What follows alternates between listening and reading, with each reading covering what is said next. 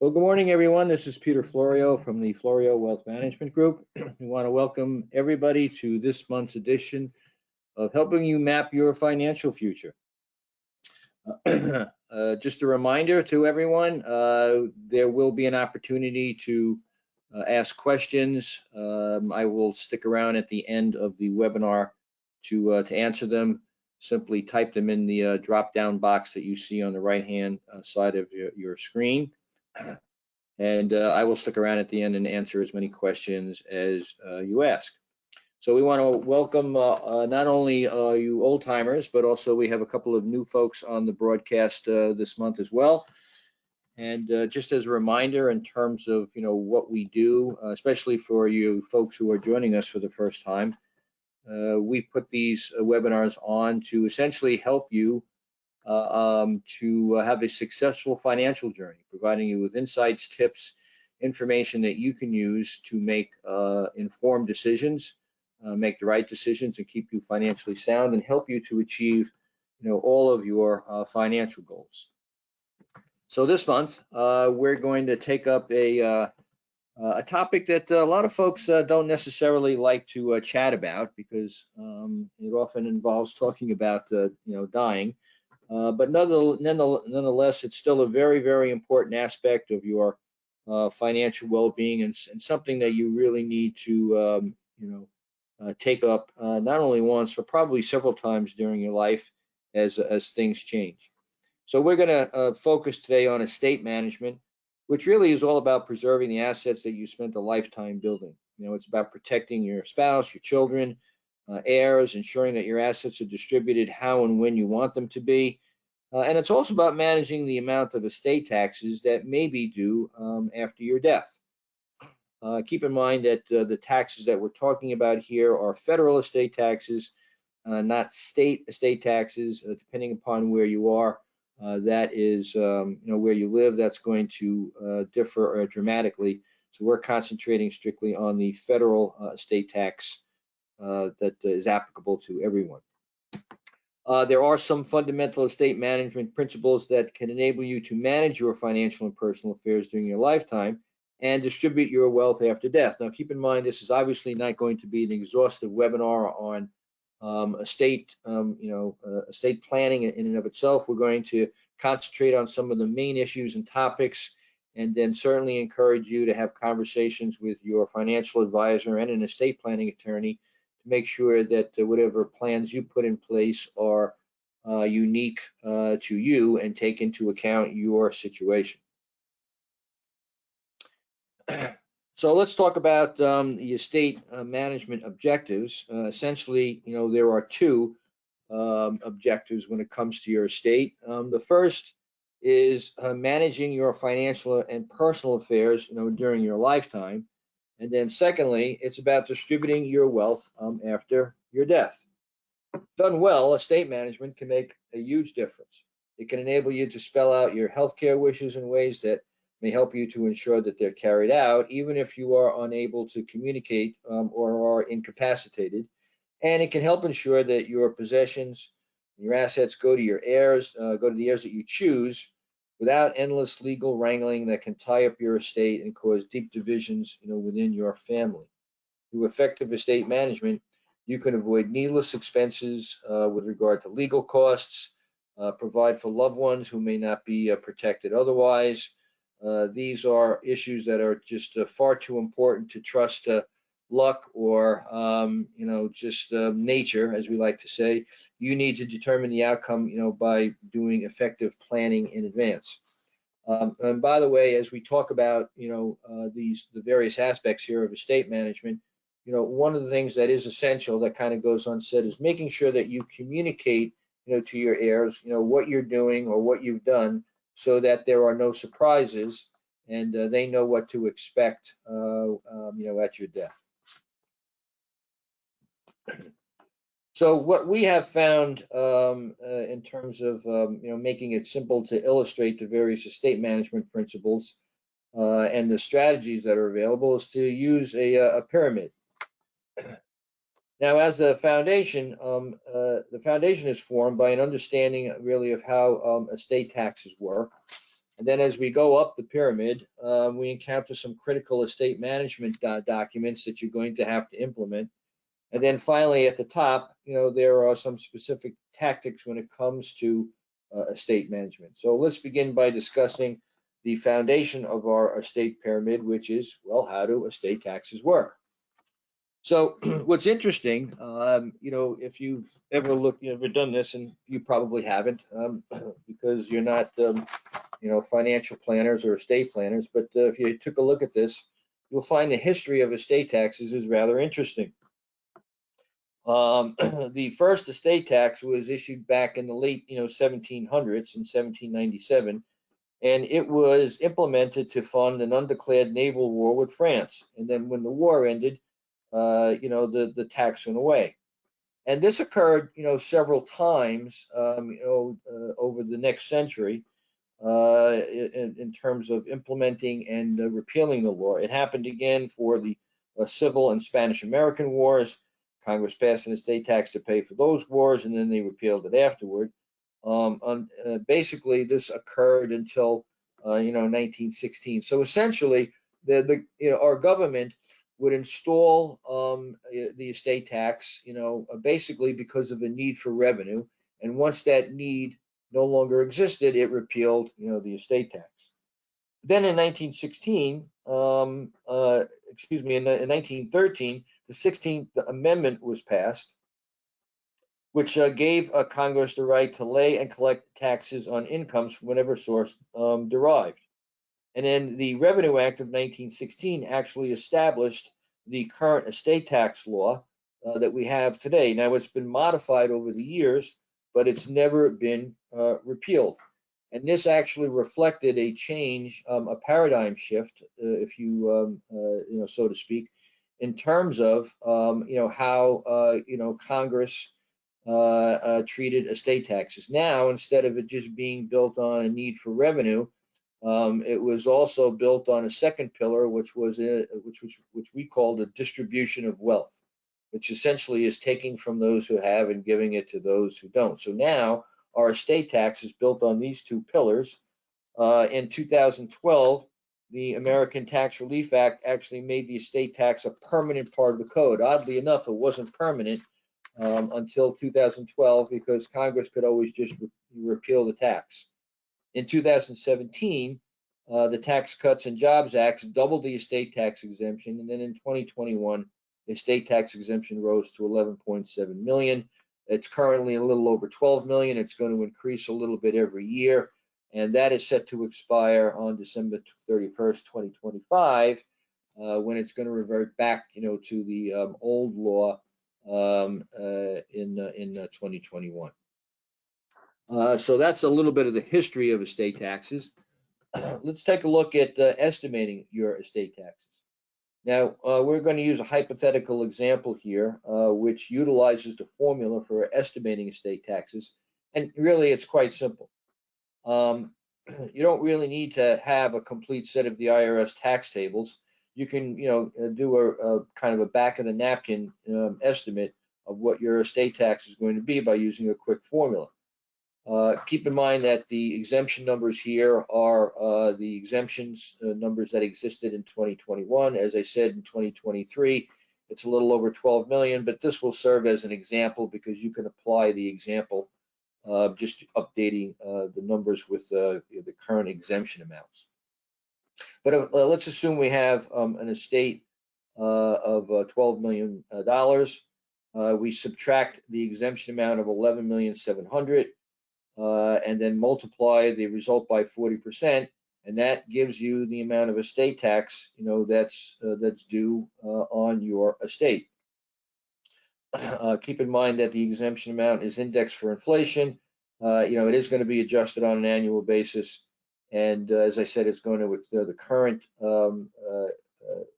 law or the current legislation that exists now is going to expire at the end of 2025. But in any event, once you've got this estimate, you know what your estate tax bill is. And depending upon what that number is, then you may decide that it's possible that you could benefit from doing some estate management. So let's take a look at that. And estate management really begins with a will. There are a number of critical documents that you may need to have as part of your estate plan, but really the first of these is a will. It's the most basic estate planning document, and it essentially tells the world exactly where you want your assets to be distributed, how you want them to be distributed, and what your wishes are. Now, a little bit about having a will or not having a will. We take the stance that everyone should have a will. Unfortunately, according to one study, almost 67% of American adults don't have one, which is really short-sighted because wills are not just for the wealthy. Why? Well, if you die without a will, it's called dying intestate. And essentially, instead of having your own will, you'll have the will of the whatever state you happen to live in. And it's up to the state to decide then how your assets will be distributed, who's going to get them and when. Even if you have a trust, and there are estate planning practitioners out there who advocate just having trusts and not having a will. Well, we'll talk about trusts in a minute, and they may be certainly may be appropriate. But even if you have a trust, you still need a will to take care of any holdings outside of that trust when you die, and also to make specific bequests, et cetera. So we're not saying that you shouldn't have trusts. You very well may need them, but in addition to that, everybody should also have a basic will. So a will, what we like to say is the cornerstone of your estate. So what does a will include, or what does it do? Well, first of all, it names an executor to oversee the process of distributing your estate. Your executor is going to collect assets, distribute them, deal with the probate court, attorneys, etc. So everyone, you're in your will, you name who that person is going to be. You could also name a guardian, for your minor children, so that family members are fighting over who is supposed to take care of them. And it could also direct how your property is distributed. Now, the unfortunate thing about wills, one of the negative things about them, is that they do have some shortcomings, and one is that they can be contested. In fact, the probate court will send out notice of the will to anyone who might have grounds to contest it. And if someone wants to contest it, there is the potential for a lengthy battle in probate court. Since wills are essentially instructions to the probate court, they pretty much guarantee probate. Probate essentially is the process of validating your will. So every single will has to go through probate. Another negative aspect is that the probate process, can be expensive, and it can take many months or even more than a year to complete. So what are some of the other critical estate management documents that you should consider? Well, to really take care of your estate, a will isn't the only document you need to have in place. There actually are a whole set of other documents that can help you to pursue and ensure your estate management goals. So the first among these are healthcare documents. These are advanced directives, which include a living will, power of attorney, and a durable power of attorney for healthcare, which essentially who's going to help make decisions for you in the event that you cannot do so. And then there are also financial documents and agreements like joint ownership, durable powers of attorney, and living trusts. Living trusts can be, some of those vehicles that help to minimize what goes through probate and is not subject to, creditors of your estate, and also cannot be contested. So let's take a look at the healthcare documents that we mentioned. Now, some of you who are old enough might remember back in 2006, a famous case. It was actually in Florida, the case of Terri Schiavo. In that case, it brought advanced directives, or healthcare proxies, as a lot of us call them today, to the forefront in terms of importance. Now, as you may remember, Terri Schiavo was severely incapacitated, and her family, different members of her family, namely her husband and her parents mostly, battled for years about what should be done to care for her, whether or not she should remain on life support, etc. Since she did not have a living will, her wishes could not be known. And so the family members kind of duked it out for a very long period of time until there was a resolution. However, in spite of the high-profile nature of that case, most Americans still don't have their healthcare documents prepared, and they've not had a conversation with their loved ones about what level of care they want, if they are incapacitated. So, first of all, what you need to have is a living will. It provides specific instructions about your medical care if you become incapacitated and unable to communicate. It goes into effect immediately upon your incapacity and doesn't need to go through any additional legal proceedings. It can also provide for your wishes with regard to life support. And then, of course, there's the power of attorney document, which authorizes someone to handle legal and financial decisions when you become incapacitated. It can also go into effect upon your capacity or upon any other triggering event that you specify. And like a living will, a power of attorney does not need to go through any additional legal proceedings.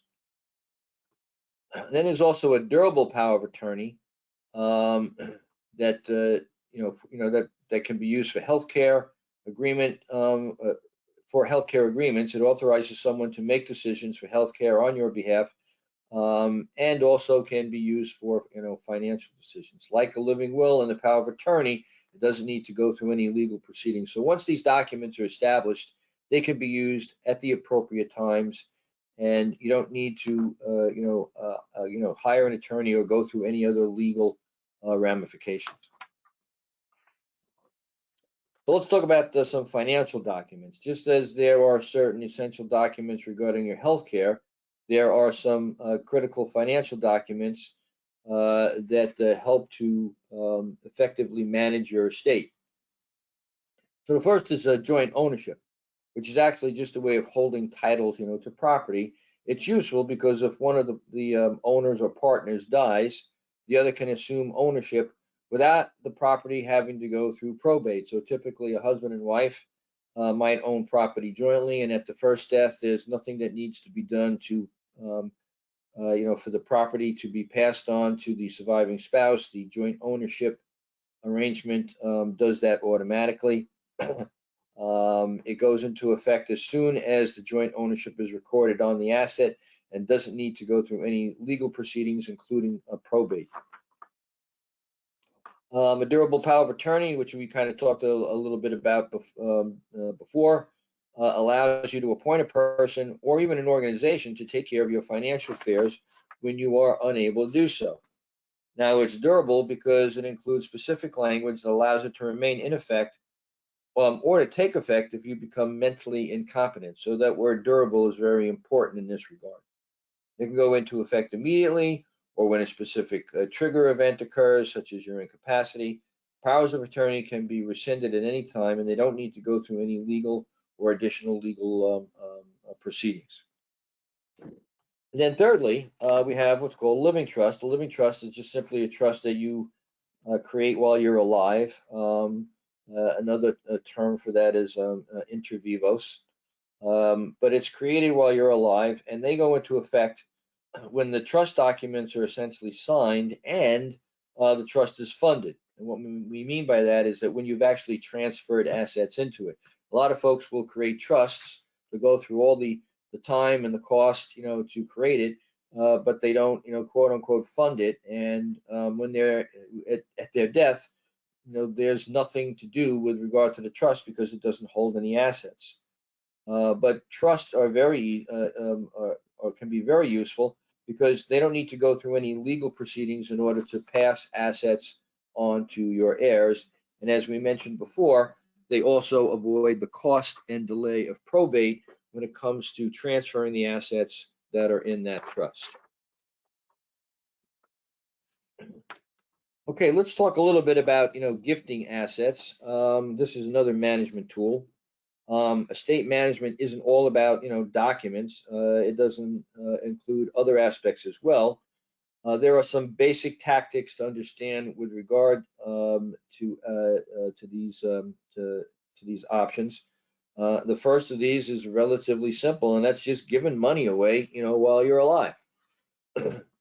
So, for example, in 2023, so we've updated a few of the numbers here. In 2023, the IRS allows an individual to gift up to $17,000 per person without triggering any gift taxes. So if you're married, both you and your spouse can gift up to $34,000 to any number of individuals without paying any gift taxes. However, if you exceed that 17,000, so for example, if you give away $18,000 to someone, then you may wind up paying gift tax on the 1,000. It depends on whether or not you utilize any part of your lifetime exclusion. That's a little bit deep in terms of this presentation, but just know that the important takeaway here is that you can give away $17,000 to any number of beneficiaries each and every year. This is a way of also helping to reduce your taxable estate so that you wind up paying less federal estate taxes upon your death.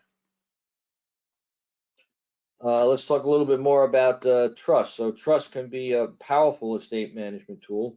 It's a legal entity that essentially can own property. Properly structured trusts completely avoid probate. They avoid the delays and expense, that often accompany probate. And I can tell you that, probate in this part of the country can take a year or longer, depending upon how big the estate is. Another important thing about trusts is that they're not a matter of public record. Your will is. So if you want to be able to keep your wishes private, or keep the amount of your estate out of public scrutiny, trust can be a very important tool that you can use for maintaining your privacy. They also provide very effective management of your assets, as well as the distribution to your heirs. So the trust can be professionally managed. They can be professionally looked at in terms of how and when to provide assets or transfer assets to heirs.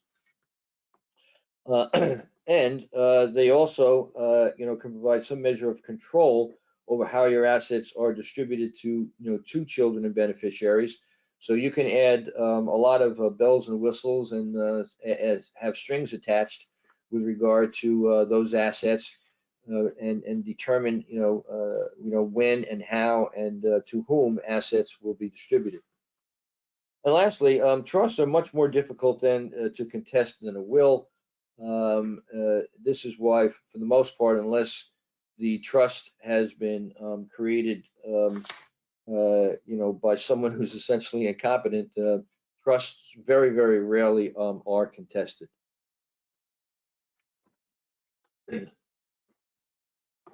So another tool that's often overlooked is the use of life insurance when it comes to your estate. It can play a critical role in estate management, particularly when it's used in conjunction, with a trust. Life insurance can provide money to pay for estate taxes. It can be set up outside of your estate, and you can even gift current life insurance policies into a trust. It makes it a very powerful tool when it comes to planning your estate. So let's take a look at just one example. So in this strategy, a person establishes an irrevocable trust, and they fund it by putting money into it. The trust then purchases a life insurance policy in the life of the person that established it. This effectively removes the life insurance policy and its eventual benefit from the person's estate. So it's not includable in the person's estate who is the insured. And then when the person dies, the estate will pass to his or her heirs. The life insurance policy provides the funds to pay any estate taxes that come due. So one of the benefits here is that you can essentially create an asset. You can create a pile of money that didn't exist, utilizing leverage, because you pay for life insurance with pennies on the dollar, and those dollars then can be used to pay estate taxes. They can be used to equalize estates in terms of what you want to leave to your children. life insurance can be a very, very effective and useful tool. So make sure that, when you are doing your estate planning, that you are doing so with someone who is proficient in knowing how to utilize life insurance in an effective estate plan. Unfortunately, many estate planning attorneys and investment brokers are not well versed in the use of life insurance, and while they may provide great advice with regard to establishing documents and trusts, they often will leave out any mention of life insurance. So make sure that you are speaking with someone who has a more holistic and encompassing experience and qualifications when it comes to looking at everything that's available to you to manage your estate. Now, there are some factors that will affect the cost and availability of life insurance. These include your age, your health, the type and the amount of insurance purchased, etc. Insurance policies have expenses, including mortality and other charges, so you should be aware of those. And if a policy is surrendered prematurely, the policyholder also may pay surrender charges, and they could also have an income tax liability as well. So you should consider determining whether you are insurable, though, before actually implementing a strategy that involves life insurance. So if your health is questionable, you certainly don't want to go through this process only to find out that you don't qualify. So lastly, there are some crucial considerations that you need to to have when putting together a management plan for your estate.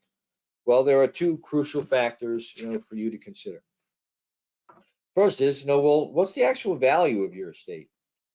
And as you make this calculation, make sure that you include all the property that you control or have an interest in, and this includes personal property, your home, real estate, cash and bank accounts, all of your investment accounts, your retirement plans, business interests that you own, life insurance that you have, collectibles, things of that nature. All of that should be totaled up to determine what the value is of your estate. And that's going to tell you whether or not that you have an estate tax that you need to deal with. And then the second crucial consideration is, what are your management objectives? What are you trying to accomplish? As we like to say, what does done look like? Ask yourself the following questions. Whom do you want to inherit your assets? Whom do you want handling your financial affairs if you're ever capacitated? Whom do you want to make medical decisions for you if you become unable to make them for yourself? Do you want to provide for your spouse if you should die first? Do you have young children to provide for?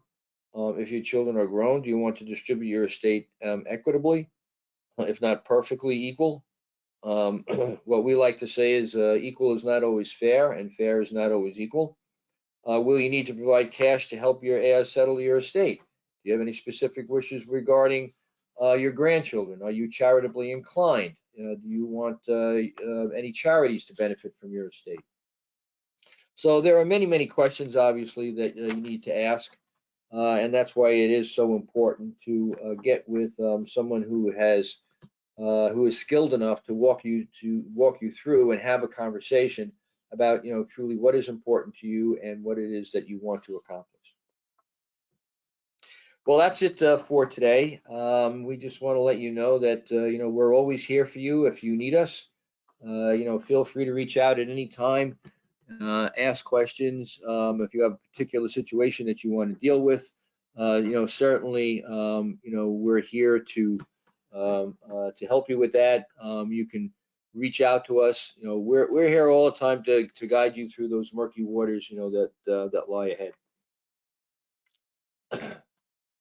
And as we like to do with each of these broadcasts, is always to leave you with a quote. And this month's quote is, "Keep your face always toward the sunshine, and shadows will fall behind you." So if you do have any comments about this month's broadcast, or there are some specific situations that you would like to discuss, offline, give us a call or send your questions and comments to the email that you see in the lower left-hand corner of your screen there, retiresmart@florio.com, and we will certainly get back to you as quickly as possible. So let's see if we have any questions here today. Okay, so one person writes in, is there a way to avoid probate? Yes, probate, can be avoided. First of all, if estates are very small, or there are no assets to probate, then typically, at your death, a will may never be presented to the probate court, for that purpose. If your assets can be transferred without the need for a will, such as joint ownership or beneficiary designations on retirement accounts and life insurance. If if you have a home and it's already been put into a trust and has beneficiaries, there may be nothing, to probate at that point, and so probate can be entirely avoided. Remember, the probate process begins when your will is presented, to the probate court. So very often, this can happen, especially when there is nothing to probate, and so no one, can, there are no creditors that can, that would have recourse because there's nothing in your estate. But a lot of that depends on how your assets are owned, whether or not you've made provisions to transfer your assets at death in ways that would avoid probate. And of course, whether or not you have a will. The only other way in which you could avoid probate is, well, you basically don't have anything. So this is called a de minimis amount. If your estate is under a certain amount, then nothing needs to be probated. But as we indicated, everyone should go through probate because everyone should have a will. And so, the question really isn't about avoiding probate. It's really more about, being able to transfer, most, if not all of your assets without having to go through probate, so that in effect, you can achieve what you want in a relatively short period of time, even if you have to go through a year in terms of, quote unquote, probating the will. Most of the time, you're just sitting around waiting for the time when the attorney says, okay, you can close the estate. And so if you've done a really good job with regard to how your assets are going to be transferred, making sure that there's little if nothing to go through the probate process, then even if probate, the probate process takes a while, it's not like you have to do an awful lot of work.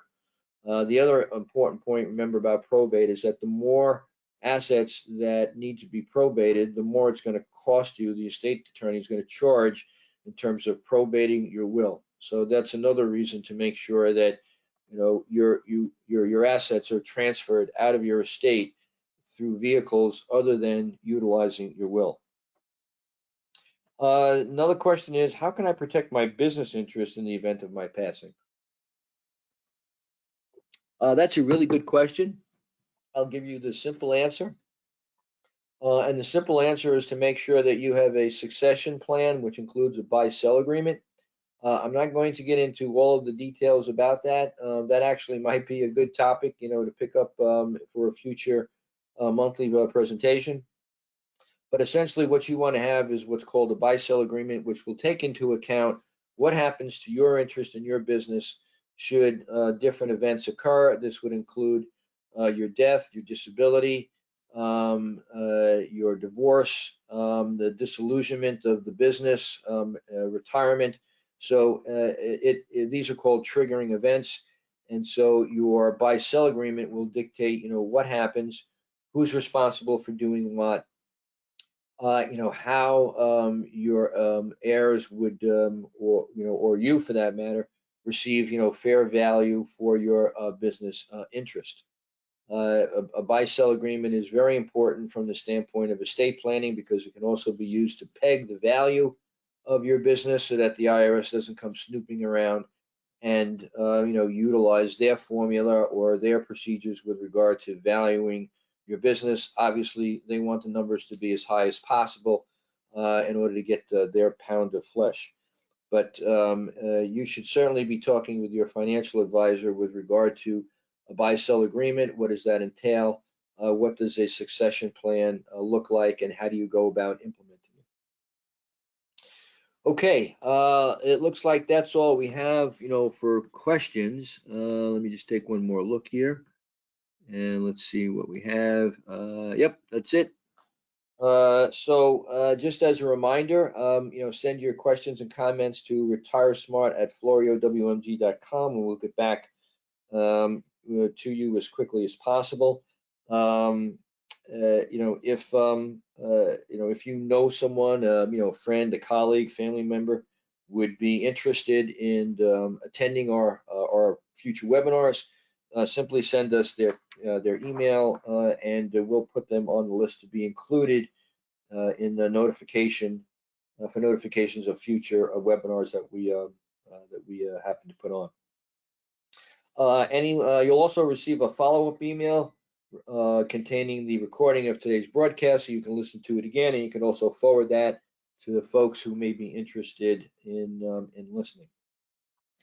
With that, we just want to let folks know that we will be suspending the helping you map your financial future webinars for June and July, as we typically do. We take a break, for the summer. We are contemplating making some changes to the format and frequency of the webinars. We're not sure if we'll be back in September, but as soon as we have finalized, our plans with regard to, future webinars, we'll make sure to get that information out to you. With that, we want to wish everybody a wonderful summer. It officially starts tomorrow. We hope that you have some great family summer vacations planned. Hope it all goes well for you, and we will hopefully be back in touch this fall. Have a great summer, everyone. Talk to you soon.